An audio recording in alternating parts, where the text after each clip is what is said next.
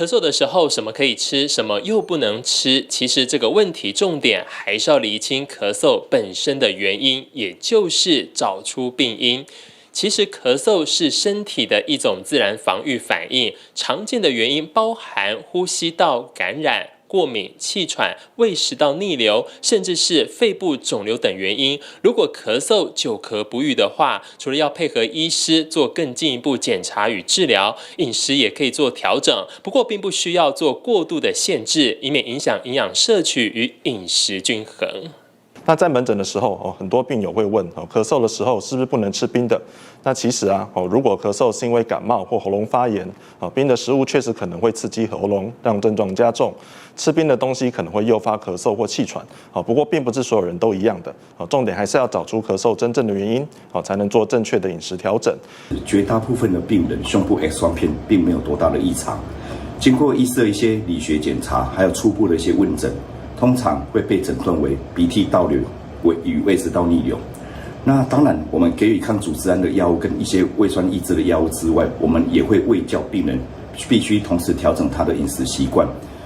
在感冒咳嗽的时候，吃什么东西会让我们的咳嗽或者痰变多？这个问题事实上有非常多的争议。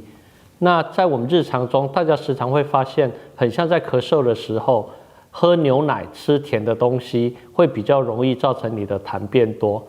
如果敏感体质或者有气喘状况，就要避免可能诱发咳嗽相关食物。比较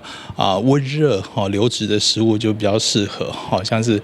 这个清淡的汤品啊，或是温水啦，还有富含维生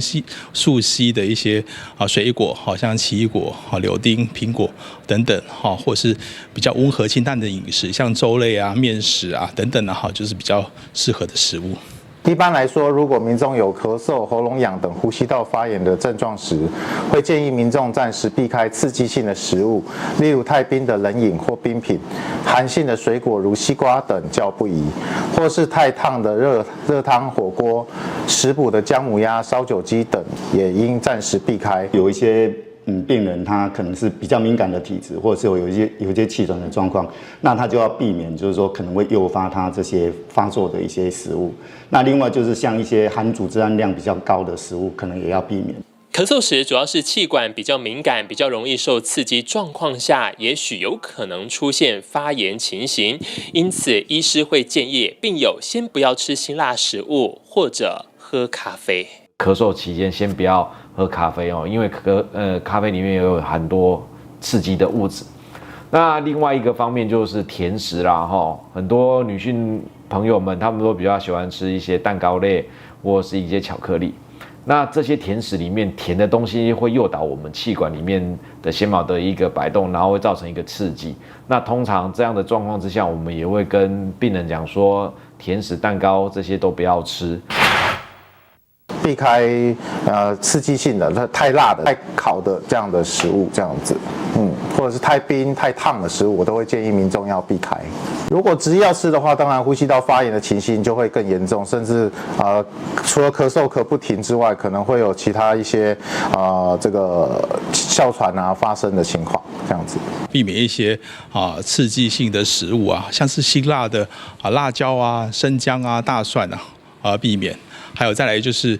油炸的食物也要避免以免引起那个喉咙发炎、咳嗽加剧。冰冷的食物像是冰水、冰品或冰淇淋有可能刺激气管收缩而导致咳嗽也要避免。医师提醒，如果咳嗽持续超过8周，或伴随咳血、发烧、体重减轻、胸痛、胸闷或喘等状况，务必提高警觉，有可能与疾病有关系，应尽早就医治疗，避免病情恶化。TVBS 新闻何嘉阳、陈如环、蒋志伟台北采访报道。